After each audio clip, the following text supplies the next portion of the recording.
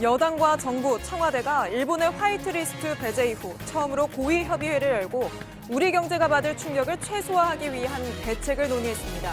소재, 부품, 장비 산업 육성을 위해 내년도 본 예산에 1조 원 플러스 알파를 편성하고 홍남기 경제부총리를 필두로 범정부위원회를 만들기로 했습니다. 도쿄 번화가 신주쿠역 앞에서 일본 시민들이 노 아베를 외치며 수출 규제를 철회하라고 시위를 벌였습니다. 또 일본 나고야에선 소녀상 전시가 중단되자 전후 가장 큰 검열 사건이라며 반발이 커지고 있습니다. 전국 곳곳에서 무더위가 이어지는 가운데 태풍 프란시스코가 한반도에 접근하고 있습니다. 오는 화요일 밤 통영에 상륙한 뒤 충주를 지나 강원도 고성으로 빠져나간다는 예보입니다. 미국에선 주말 사이 2건의 총기 난사 사건이 일어나 현재까지 모두 29명이 숨졌습니다. 텍사스주에서 인종차별적 증오범죄로 추정되는 총기 사건이 벌어진 지 하루 만에 오하이오주에서 또 총격이 일어났습니다. 불법으로 영업을 하는 식당들 때문에 이번 여름에도 계곡이 몸살을 앓고 있습니다. 솜방망이 벌금에 지자체 늑장 철거까지 더해지면서 업주들이 버티고 있는데 이슈플러스에서 단속 현장 다녀왔습니다. 경찰이 그룹 빅뱅 대성이 소유한 서울 강남의 한 건물을 압수수색했습니다. 입주한 유흥주점들에서 장부 등을 확보한 경찰은 실제 불법 성매매가 이뤄졌는지, 대성이 알고 있었는지 등을 확인할 계획입니다. JTBC 뉴스룸 지금 시작합니다.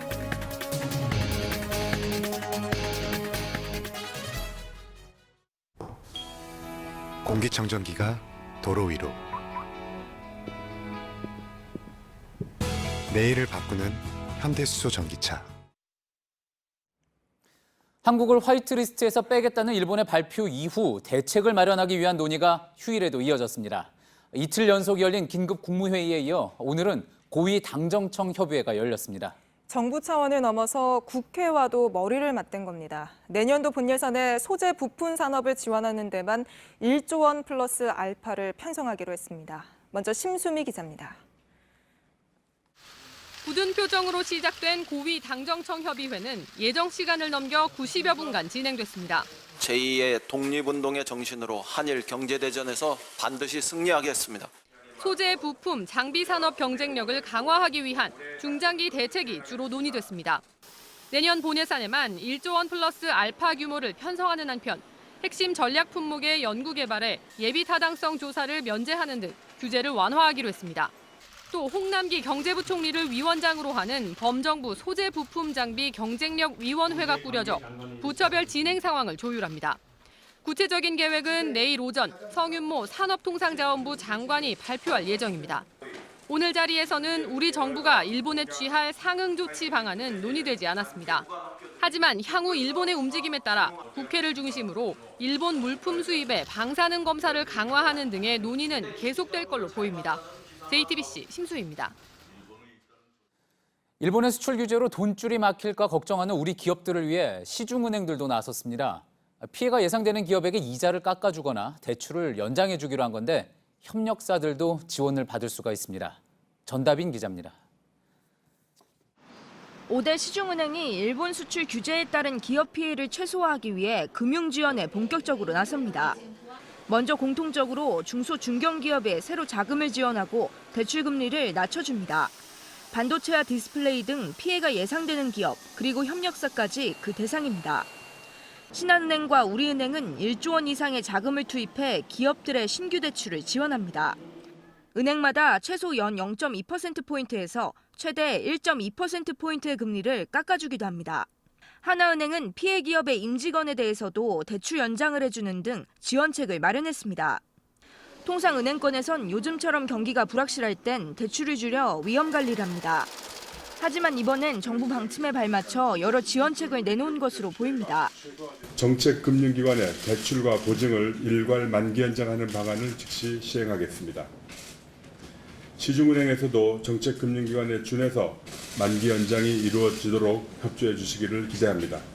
은행권은 기업들의 피해 상황을 계속 파악하면서 필요하면 추가로 지원 방안을 내놓을 방침입니다. JTBC 전다빈입니다.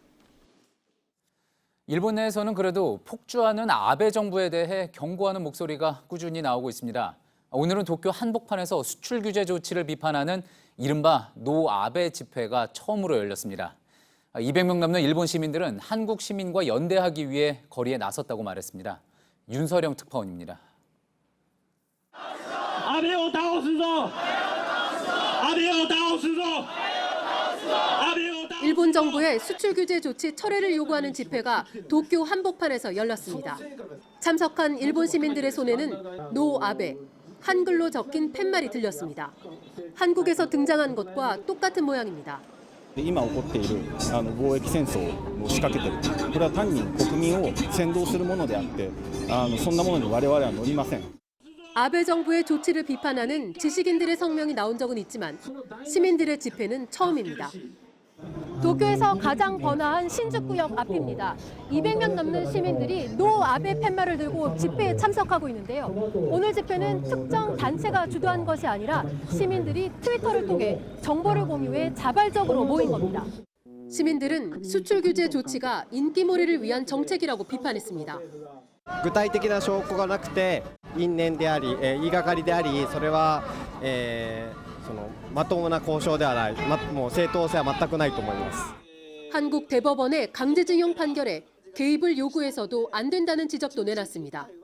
最高三権分立っていうのがちゃんとあって、裁判所の言うことには行政は言っちゃいけないと思っているので、ちょっと日本の行政とかは意見を言い過ぎだと思ってます。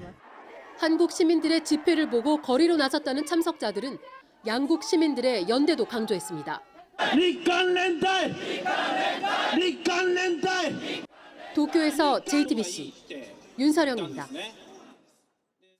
일본 나고야에선 평화의 소녀상을 둘러싼 논란이 점점 커지고 있습니다. 작품 전시 자체를 중단하면서 전후 가장 큰 검열 사건이라는 반발이 나옵니다. 일본 언론들도 일면 기사로 전시 중단을 비판했습니다. 최하은 기자입니다. 미술관이 문을 연 오늘 오전 10시, 표현의 부자유전에 나온 작품들이 있던 전시장 앞엔 하얀 임시벽이 설치돼 있었습니다. 평화의 소녀상이 포함된 기획전을 오늘부터 중단하기로 한 아이치현과 주최 측이 설치한 벽입니다. 전시를 준비해온 실행위원들과 작가들은 전후 가장 큰 검열 사건이자 역사적 폭력이라며 반발했습니다. 주최 측 결정에 대한 법적 대응도 곧 추진하겠다고 했습니다. 오후엔 전시 중단에 반대하는 일본 시민들이 미술관 앞에 모여 다시 전시하라고 촉구했습니다.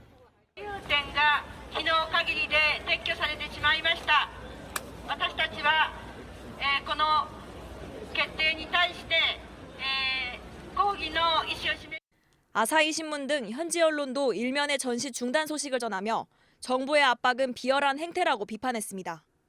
전시회에 참가한 다른 한국 작가들도 반발했습니다. 임민욱, 박찬경 작가는 오늘 미술관과 통화한 후 자신들의 전시를 중단하기로 결정했습니다. 어제 철거 소식 결정을 내리는 걸 보고 우리도 그냥 가만히 있을 수는 없겠다. 그래서 전시 철수를 요구하는 이메일을 보냈어요. 미술관 측은 이 두 작가의 작품을 철거하고 작가들이 보내오기로 한 철수 이유서를 대신 전시하는 방법을 논의 중입니다. JTBC 최하은입니다. 일본이 평화의 소녀상에 대해 문제 삼는 건 나고야에서만이 아닙니다. 최근 일본 대사관이 독일의 한 전시관에 공문을 보내 소녀상을 철거하라는 요구를 한 걸로 드러났습니다. 지난해엔 비슷한 요구를 받은 독일의 다른 기념관에서 실제로 10cm짜리 소녀상을 철거하기도 했습니다. 강현석 기자입니다. 독일 베를린의 개독 갤러리에 지난 2일부터 전시된 소녀상입니다. 나고야 소녀상을 만든 김은성, 김석영 작가가 낸 작품입니다. 독일 현지의 한인 시민단체가 소녀상을 지하철에 태워 갤러리까지 오는 여정을 소개하기도 했습니다. 오는 14일엔 위안부 피해자들을 위한 추모식도 열 계획입니다. 그런데 독일의 일본 대사관이 최근 이 갤러리에 소녀상을 철거하라는 공문을 보냈습니다. 위안부 관련 전시를 알게 돼서 우리의 정보를 드리고 싶다로 시작하는 이 공문은 위안부 관련 사안이 이미 해결됐고 국제사회가 한국의 합의 이행을 기다리고 있다고 주장했습니다. 해당 시민단체에 따르면 지난해 독일의 다른 전시에선 실제로 소녀상이 철거되기도 했습니다. 독일 소도시 라벤스브리크의 나치 수용소 기념관 입구에 있던 10cm 크기의 소녀상이었는데 현지 일본 대사관이 이를 알게 된 뒤 독일 주정부와 기념관에 철거를 요구했습니다. JTBC 강혜석입니다. 예, 우리 군이 독도 방어 훈련을 검토하고 있는 걸로 알려졌습니다. 상반기에 안 했던 훈련을 이르면 이달 안에 하겠다는 겁니다. 광복절 전후에 방어 훈련을 할 거란 얘기도 나오는데 김필준 기자의 보도입니다. 우리 군이 독도 방어 훈련을 실시하는 방안을 검토 중입니다. 원래 이 훈련은 상반기와 하반기에 각각 한 번씩 1년에 2차례 진행돼 왔습니다. 올해는 상반기를 그냥 넘기면서 당시 한일 관계를 고려한 연기란 분석이 있었는데 이르면 이달 중 실시를 검토하고 있다는 얘기가 다시 나온 겁니다. 일단 군은 올해부터 시기에 구애받지 않고 훈련을 하기로 했을 뿐이란 입장이지만 일본은 촉각을 곤두세울 것으로 보입니다. 일본 우익 산케이 신문은 이 소식을 전하며 한국 화이트리스트 배제의 여파로 보도했습니다. 일본 정부도 이 훈련이 열릴 때마다 강력 반발해 왔습니다. 통상 독도 방어 훈련에는 해상작전 헬기와 해군 함정 초계기 등이 포함됩니다. 이번에도 비슷한 규모로 진행될 전망이지만 군 관계자는 훈련의 정확한 시기와 규모는 아직 정해지지 않았다고 말했습니다. JTBC 김필주입니다. 한일 외교장관이 설전을 벌였던 아세안 플러스 3 외교장관 회의가 막을 내렸습니다. 보통 회의 끝나고 내놓는 의장 성명에 무역 긴장 고조에 대해 경고한다는 내용이 담겼습니다. 일본의 경제보복 조치에 대해 비판적 입장을 밝힌 거라고 우리 외교당국은 해석했습니다. 김소현 기자입니다. 무역 긴장 고조와 그것이 성장에 미칠 영향에 대해 경고했다. 동남아시아 국가연합과 한중일의 외교장관이 모였던 아세안 플러스 3의 의장 성명입니다. 막을 내린 뒤 어젯밤 나온 성명에는 보호무역주의와 반세계화에 대한 우려와 WTO가 이끄는 다자무역 체제에 대한 강한 지지도 담겼습니다. 지난해 성명엔 없었던 내용입니다. 이번 회의는 지난 2일 일본이 우리나라를 화이트리스트에서 뺀 직후 열렸습니다. 이에 따라 회의장에선 한일 외교장관이 설전을 벌였습니다. We are gravely concerned by this decision, to say the least. I have not heard any complaints from our ASEAN friends. 이 때문에 외교부는 이번 성명에 대해 우리 측 설득 노력에 다른 나라들이 공감한 결과란 평가를 내놨습니다. 동아시아 정상회의 성명에도 예측 가능성을 높여 시장을 개방적으로 유지한다는 부분이 추가됐습니다. 한편 북한도 참여하는 아세안 지역 안보 포럼 ARF는 성명을 통해 북미 정상의 판문점 회동을 환영하고 협상 재개를 촉구했습니다. JTBC 김소현입니다. 예, 이런 가운데 일본 자동차 부품 업체들이 한국에서 이른바 거래처 나눠먹기를 해온 사실이 드러났습니다. 그러니까 누구에게 물건을 팔지 미리 짜서 경쟁을 피했다는 겁니다. 공정위는 이들 업체에 과징금을 물리고 특히 미쓰비시 전기와 히다치는 검찰에 고발했습니다. 공교롭게도 두 기업 모두 전범 기업의 계열사입니다. 이현 기자입니다. 자동차에 들어가는 얼터네이터라는 부품입니다. 엔진이 만든 에너지를 전기로 바꿔 전조등 같이 전기가 필요한 곳에 보내줍니다. 일본의 덴소, 미쓰비시 전기, 히타치 등이 주로 이 부품을 만들어 팝니다. 그런데 이들 업체가 지난 2004년부터 10년 동안 한국 시장에서 거래처 나눠먹기를 한 사실이 드러났습니다. 업체들의 사전 합의에 따라 미쓰비시 전기가 12년 동안 르노 삼성의 QM5에 들어간 얼터네이터를 납품했고 현대차 그랜저 HG와 기아차 K7VG에는 덴소 제품이 들어갔습니다. 한국 GM의 말리부 차량에 덴소가 점화 코일을 납품하게 된 것도 업체들끼리 사전 합의한 겁니다. 공정위는 거래처 나눠먹기에 가담한 일본 업체 4곳에 과징금 92억 원을 부과하기로 결정했습니다. 또 미쓰비시 전기와 히타치는 검찰에 고발했습니다. 두 기업 모두 전범 기업의 계열사입니다. 공정위는 2014년부터 이들 업체의 국제 담합을 조사해 최근 이같이 제재하기로 결정했습니다. JTBC 이현입니다. 서울에서 살던 일본군 위안부 피해자 할머니 한 분이 오늘 오전 세상을 떠났습니다. 정의기억연대는 할머니와 유가족의 뜻에 따라 장례 등 모든 절차를 비공개로 진행한다고 밝혔습니다. 지난 1월 김복동 할머니가 별세하는 등 올 들어 할머니 5분이 세상을 떠나 피해 생존자는 이제 20명으로 줄었습니다. 태풍 프란시스코가 화요일 밤 통영에 상륙할 것으로 예상됩니다. 처음 발생했을 땐 우리나라에 상륙하지 않고 서해로 북상할 걸로 봤는데요. 점점 동쪽으로 방향을 틀면서 서귀포 동쪽 바다를 지나 한반도에 올라올 걸로 전망됩니다. 아직은 소형급 태풍이라고 하지만 상황은 계속해서 지켜봐야 하는데요. 앞으로 태풍 경로는 어떻게 될지 또 세기는 어떨지 김세현 기상 전문 기자가 짚어봤습니다. 현재 8호 태풍 프란시스코가 우리나라로 향하고 있습니다. 8호 태풍 프란시스코가 발생했을 때의 예상 경로입니다. 원래 우리나라 서해로 빠져나갈 것으로 봤습니다. 하지만 오늘 오후 4시 기준으로 경로를 보면 좀 더 동쪽으로 이동해 우리나라 남해안에 상륙할 걸로 예상됩니다. 미국과 일본 기상당국의 경로도 비슷합니다만 우리나라보다 좀 더 동쪽으로 진행한다고 내다봤습니다. 이렇게 시시각각 경로가 달라지고 또 나라별로 다른 이유가 있습니다. 바로 북태평양 고기압 세력에 대한 전망이 다르기 때문입니다. 태풍은 북태평양 고기압의 가장자리를 따라 이동합니다. 그런데 우리나라 데이터를 보면 북태평양 고기압이 약해지지 않고 이에 따라 좀 더 서쪽에서 세력을 유지할 걸로 예상됩니다.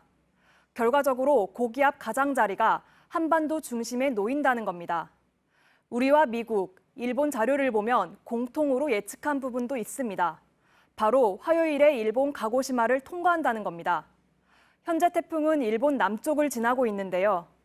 이 지역의 바닷물 온도와 열량이 높고 대기 상층과 하층에서 부는 바람의 차이가 크지 않아 프란시스코가 강해지기 좋은 상태입니다. 일단 강해진 프란시스코는 일본 가고시마에 많은 비를 뿌리고 다소 약해질 것으로 보입니다. 하지만 약한 태풍이라도 말씀드린 것처럼 북태평양 고기압 가장자리를 따라 우리나라로 상륙할 가능성이 크고 피해가 발생할 수 있기 때문에 대비가 필요합니다. JTBC 김세연입니다.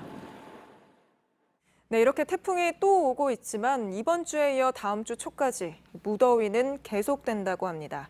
오늘 낮 서울 최고 기온이 34.4도를 기록했고 대부분 지역에 폭염특보가 내려졌는데요. 이렇게 뜨거웠던 오늘 하루, 조보경 기자가 열화상 카메라를 들고 돌아봤습니다. 전국 곳곳에 폭염특보가 내려진 오늘 서울도 한낮 기온이 35도에 육박했습니다. 서울 시내 곳곳을 이 열화상 카메라로 찍어보겠습니다. 광화문 광장 곳곳이 온통 붉은색입니다. 아스팔트 온도는 50도에 이릅니다. 세종대왕과 이순신 동상 모두 불이라도 붙은 듯 빨갛습니다. 물을 뿜어내는 분수와 그늘막 주변만 푸른색입니다. 동남아 태국 날씨랑 비슷한 것 같습니다. 목욕탕 속을 걷는 기분으로 그런 기분으로 걸어왔습니다. 관광객으로 붐비던 삼청동 거리도 한산합니다. 바깥은 온통 붉고 에어컨을 틀어놓은 상점 앞만 파랗게 표시됩니다. I guess it's 10 times more than in France. Korea is much more humid. Like you can feel that there is water near here. 더위를 피해 달아나기라도 하듯 사람들은 수영장과 쇼핑몰로 몰렸습니다. 원래 주말이라서 집에서 쉴 생각으로 집에 있었는데 너무 더워가지고 그냥 안 움직이려다 나온 거거든요. 시원한 데로 가려고. 서울 일부 지역에 잠시 소나기가 내렸지만 오늘 전국에서 가장 더운 곳은 경남 양산으로 36.9도를 기록했고 경북 영천과 경주도 36.7도까지 올랐습니다. 밤사이 최저기온도 서울 대구 25도, 서귀포 26.8도 등 25도를 넘기면서 전국적으로 열대야가 나타났습니다. 기상청은 내일 서울 기온이 37도까지 오르는 것으로 내다봤습니다. JTBC 조보경입니다. 네, 짧은 소식 하나 전해드립니다. 조금 전인 오후 7시 23분 일본 동북쪽 후쿠시마 앞바다에서 규모 6.2의 지진이 일어났습니다. 일본 기상청은 미야기현 센다이시 남동쪽 96km 지점에서 지진이 일어났고 진원의 깊이는 50km라고 밝혔습니다. 인근 지역에서 1분 동안 책상 등이 흔들렸다고 하는데요. 일본 당국은 진앙에서 가까운 후쿠시마 원전에 문제가 없는지 확인하고 있습니다. 현지 언론은 쓰나미 우려는 없다고 전했습니다. 네, 미국에선 주말 사이에 또 2건의 총기 난사 사건이 벌어졌습니다. 국경 도시에서 중남미 출신 이민자를 겨냥한 증오 범죄로 추정되는 사건이 벌어진 지 하루 만에 또 총격이 일어난 겁니다. 이 두 사건으로 숨진 피해자는 현재까지 파악된 것만 29명입니다. 먼저 이혜원 기자입니다.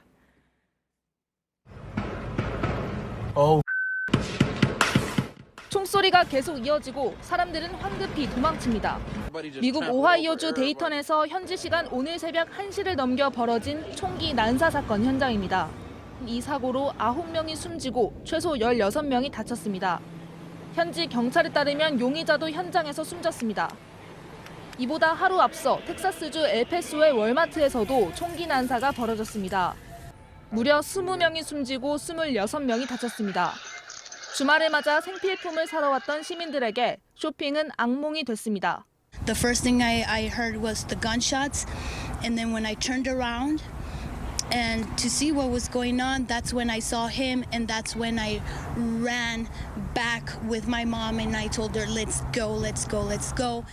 부상자는 4개월 된 아기부터 80대 노인까지 다양한데 이 중엔 생명이 위독한 사람도 있습니다.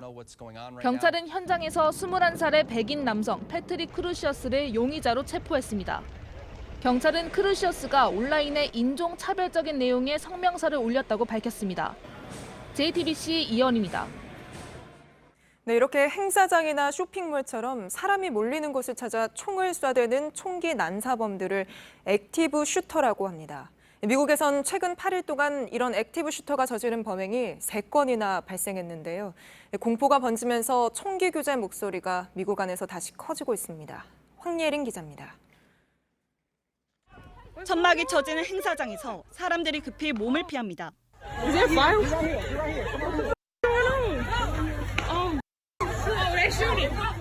현지 시간 28일 캘리포니아 음식 축제에서 벌어진 총기 난사 현장입니다.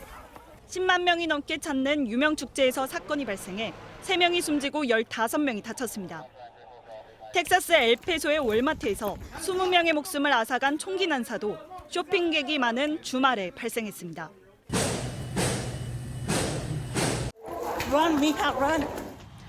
오늘 오하이오 데이턴에서 발생한 총기 난사는 사람이 몰리기 마련인 술집 앞에서 벌어졌습니다.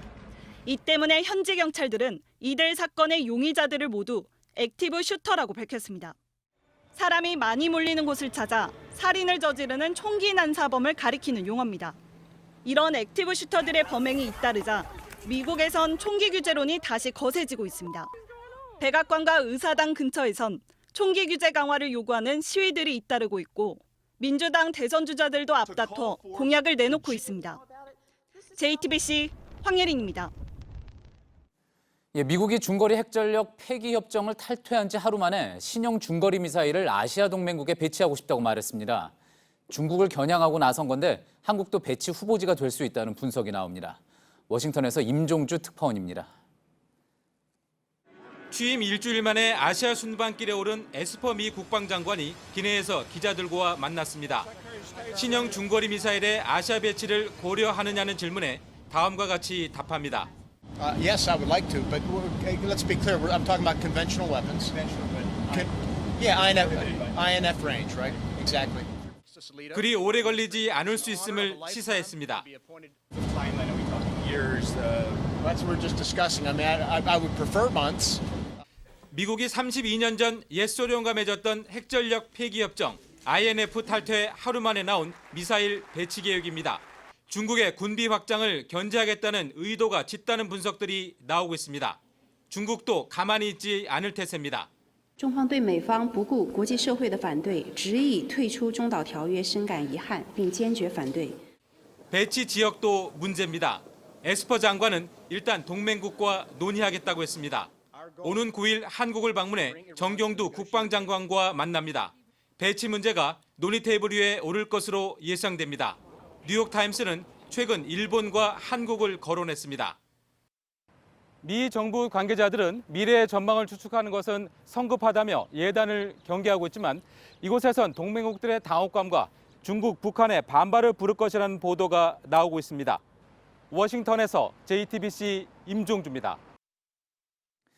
요즘 북한이 왜 자꾸 발사체를 쏘는 건지 여러 분석이 나오고 있는데 최근 의정부와 괌에서 진행된 한미 연합훈련을 가장 문제 삼고 있다는 이야기가 북한 쪽에서 나왔습니다. 내일부터 보름간 대규모 한미연합 연습이 시작됩니다. 정부가 북한이 추가 도발을 할지 지켜보고 있습니다. 안익은 기자입니다. 외교 소식통이 최근 북한 대사관 관계자에게 최근 미사일 발사를 반복하는 배경을 묻자 이 관계자가 보내준 기사입니다. 지난 6월 실시된 두 차례 한미연합훈련을 문제 삼았습니다. 첫 번째는 의정부 주한미군 기지에서 실시된 비공개 연합훈련입니다.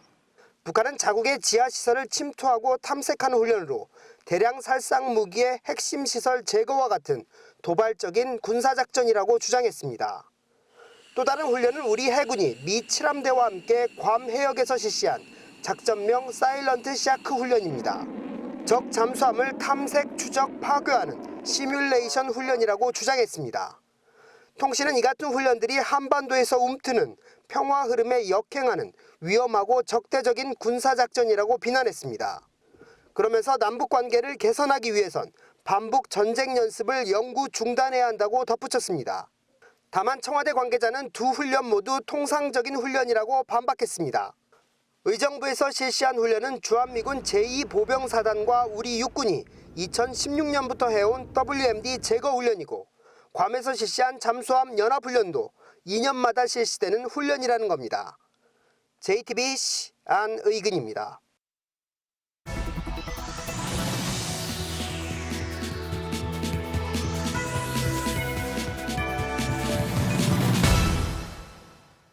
요즘 같은 때 계곡을 찾았을 때 눈살을 찌푸리게 하는 게 물길 따라 쭉 늘어선 식당들입니다. 소위 명당 자리는 다 차지하고 있는 데다 바가지 가격도 논란인데 대부분 또 불법입니다. 이를 단속하는 현장에 오효정 기자가 다녀왔습니다. 아침부터 물속에 철제 구조물을 설치하느라 바쁩니다. 계곡 물길을 따라 늘어선 식당들이 손님을 맞으러 평상을 펼치는 겁니다. 이곳은 물놀이를 하고 싶으면 무조건 어느 한 음식점을 들어가야 하는 상황까지 왔습니다. 그냥 계곡을 즐기고 싶어서 나왔던 시민들은 더 이상 갈 곳이 없습니다. 아니 애들 데리고 계곡에 물놀이나 할까 하고 왔는데 출입 자체가 어렵다 생각하니까 우리는 먹을 거 다 싸가지고 왔는데. 식당 안을 들어가 봤습니다. 바위에 콘크리트를 발라 설치한 평상 위에 사람들이 가득 앉았습니다.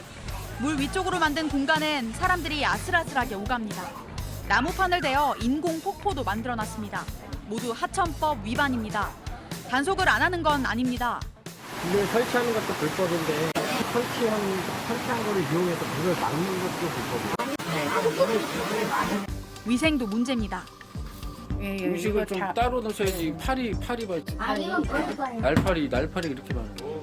최근 지자체가 원상 복구를 명령했지만 업주들은 일단 버티고 있습니다. 저희가 계곡장 바뀌어요. 며칠까지 바뀌어 하고 하는 거기 때문에 사용하시면 안 됩니다. 언제까지 철거하시기로 하셨어요? 8월 17일까지. 성수기가 끝날 때까지 사실상 눈을 감아주는 겁니다. 벌금을 내더라도 대부분 몇백만 원 수준에 그치는 데다 식당 소유주가 임대하는 업주 명의가 매년 바뀌는 경우가 많다 보니 몇 년째 영업해도 가중처벌이 안 됩니다. 업주들은 손님들이 원한다고 얘기합니다. 하지 말라고 하는데 손님들이 와서 여기 아니면 가버리는 걸 저희 장사 어떻게 해요? 경기도 남양주시는 성수기를 앞둔 지난 5월에 일찌감치 철거에 나섰습니다. 원래 이곳도 콘크리트 위에 평상이 설치돼 있던 자리인데요. 남양주시는 올 여름을 앞두고 이 콘크리트를 깼고 또 평상을 설치하지 않도록 돌을 얹어놨습니다. 이제 저로 개울 건너로 건너가는 철제 교량이 있었어요. 이거를 저희가 다 걷어내서 평상이 이제 가득했었던 거예요, 이쪽. 하지만 철거 후에도 물가 쪽의 평상은 여전히 남았습니다. 실랑이도 계속됩니다. 짓지 말라요. 그리고 임시적으로 허가를 해주는 것들도 있어요, 경기도권에. 안전과 환경을 지키기 위해서도 계곡을 즐기는 새로운 문화가 필요해 보입니다. JTBC 오효정입니다. 최근 큰강 주변에서는 여러 수상 레저 업체가 들어서면서 해양경찰이 불법 행위 단속에 나섰습니다. 무면허로 레저 기구를 조정하거나 안전장비를 제대로 착용하지 않는 사례 등이 적발됐는데 지금 북한강 일대에만 75곳의 수상 레저 사업장이 영업을 하고 있습니다. 해경은 지자체와 지속적으로 합동 단속을 펼칠 방침입니다. 경찰이 그룹 빅뱅의 멤버 대성이 소유한 강남의 한 건물을 압수수색했습니다. 이 건물에서 유흥주점이 영업을 하고 또 각종 불법 행위가 이루어졌다는 의혹을 확인하기 위해서입니다. 김민관 기자입니다. 대성이 소유한 건물에 경찰이 들이닥친 건 오늘 오전 11시쯤입니다. 유흥주점이 운영되고 불법적인 일들이 이루어졌다는 의혹이 제기된 지 열흘 만입니다. 경찰은 4시간 동안 건물 관리실과 사무실을 압수수색했습니다. 혐의는 식품위생법 위반, 최근 언론 보도 등을 통해 불법 성매매와 마약 유통까지 이루어졌다는 의혹이 나오며 관련 내용도 확인할 계획입니다. 경찰은 건물에 입주한 5개 업소에서 관련 혐의를 입증할 서류 등을 확보했다고 밝혔습니다.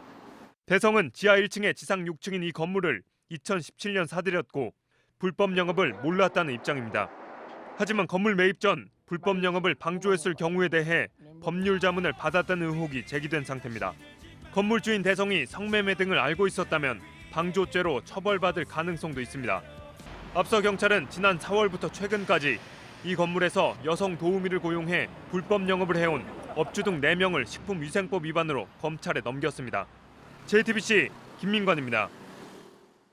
농작물을 사겠다고 해서 수억 원어치를 건넸더니 물건만 받고 달아났다고 피해를 호소하는 농민들이 속출하고 있습니다. 돈은 나중에 주겠다며 담보를 제시하길래 믿었는데 알고 보니 한 푼도 건질 수 없는 이른바 깡통 담보였다는 겁니다. 농민들은 이들이 이렇게 가로챈 농작물을 창고에 쌓아놓고는 시장에 반값에 팔았다고도 주장했습니다. 강신우 기자입니다. 40년 넘게 곶감을 키워온 김경남 씨. 지난해 9월 66살 백모 씨 등이 곶감 1억 7천만 원치를 사겠다며 다가왔습니다. 이들은 돈은 나중에 주겠다며 계약금 500만 원만 먼저 냈습니다. 대신 2억 원 상당의 빌라를 담보로 제시했습니다. 몇 달이 지나도 대금을 주지 않자 김 씨는 이들을 고소하고 빌라를 경매에 내놨습니다. 하지만 한 푼도 받을 수 없었습니다. 빌라엔 이미 1억 9천만 원을 먼저 받아갈 수 있는 세입자가 있었습니다. 이른바 깡통 담보였던 겁니다. 지금 너무 힘이 많이 듭니다. 지금 회사가 완전히 엎어질 정도로 지금 돼요. 피고소인들은 농민들로부터 갖가지 농산물을 넘겨받아 이런 외딴 마을 창고에 보관하고 있다. 시장에 반값에 팔았습니다. 이들은 업체 이름을 바꿔가며 전국을 돌아다녔습니다. 김 씨뿐만이 아닙니다. 김, 참외, 들깨 등 농작물을 가리지 않고 비슷한 피해가 전국에서 잇따르고 있습니다. 약 한 30억 받을 게 없고 그 깡통담보다 보니까 포기를 해버리는 거지. 이렇다 보니 정확한 피해 규모조차 파악이 어렵습니다. 수사당국은 담보를 핑계로 물건값의 극히 일부만 주는 거래는 각별히 조심해야 한다고 당부했습니다. JTBC 강신우입니다. 요즘 동해안 갔다가 이런 벌레 보셨다는 분들 많습니다. 딱정벌레 일종인 홍딱지 바수염 반날개인데요. 음식 주변에 몰려들어 혐오감을 주고 사람을 물기까지 하는데 약을 뿌려도 잘 잡히지 않아 골칩니다. 조익신 기자입니다. 매트 위를 꾸물꾸물 기어다니는 작은 벌레, 홍딱지 바수염 반날개라는 곤충입니다. 개미보다 조금 큰데 날개가 있어 날기도 합니다. 여름 휴가철인 요즘 이 낯선 벌레가 경북 동해안 일대에 대거 출현해 비상이 걸렸습니다. 특성이 파리처럼 날고 사람 몸에 붙으면 물고 팔딱팔딱 뛰고 이래서 잡기가 굉장히 곤란해요. 죽은 채는 가만히 있고. 풀숲을 헤쳐 약을 뿌리고 늦은 밤까지 방역 작업을 하지만 역부족입니다. 뿌리면은 모기 같은 거는 그런 벌레는 좀 많이 없어지고 까만 벌레 새로 생긴 거 그거는 크게는 효과는 없습니다. 이 약이. 병을 옮기는 해충은 아니지만 피서객들 입장에선 불편할 수밖에 없습니다.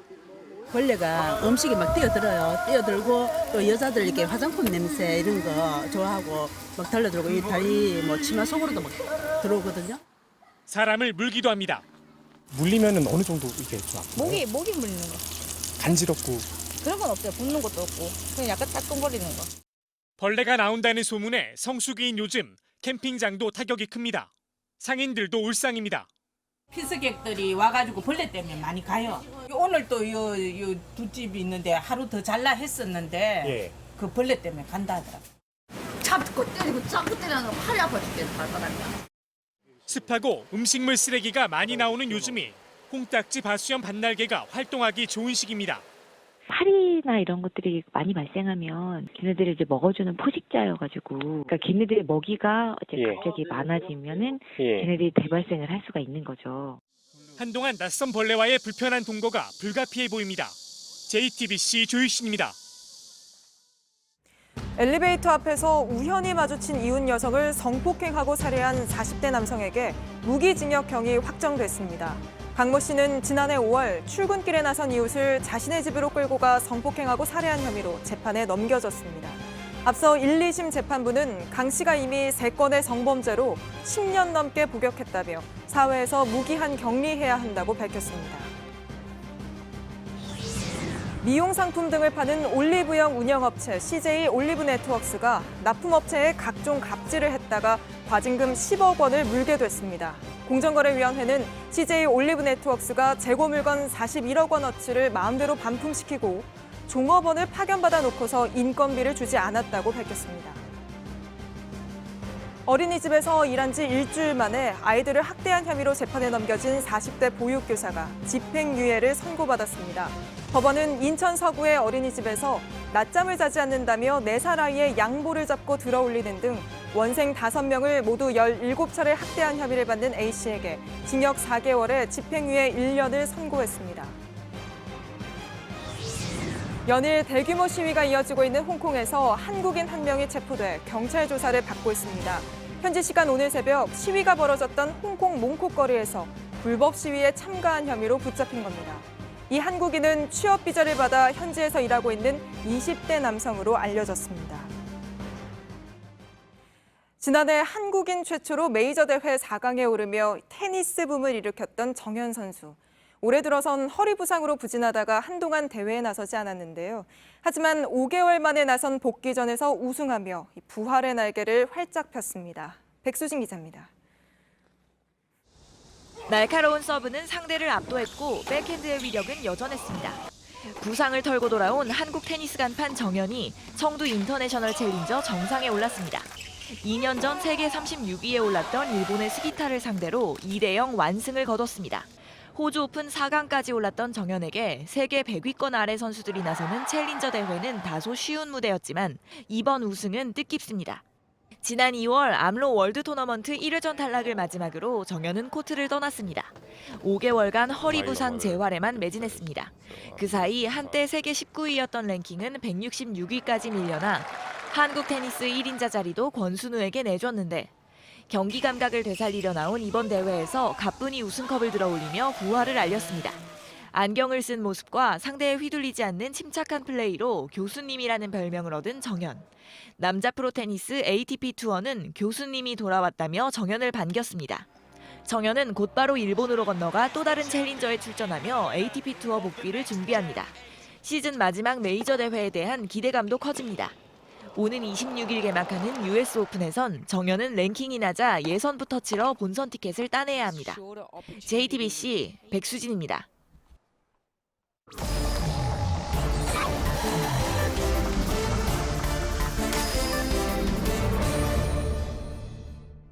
예, 일요일 비하인드 뉴스 시간입니다. 최재원 기자가 나와 있습니다.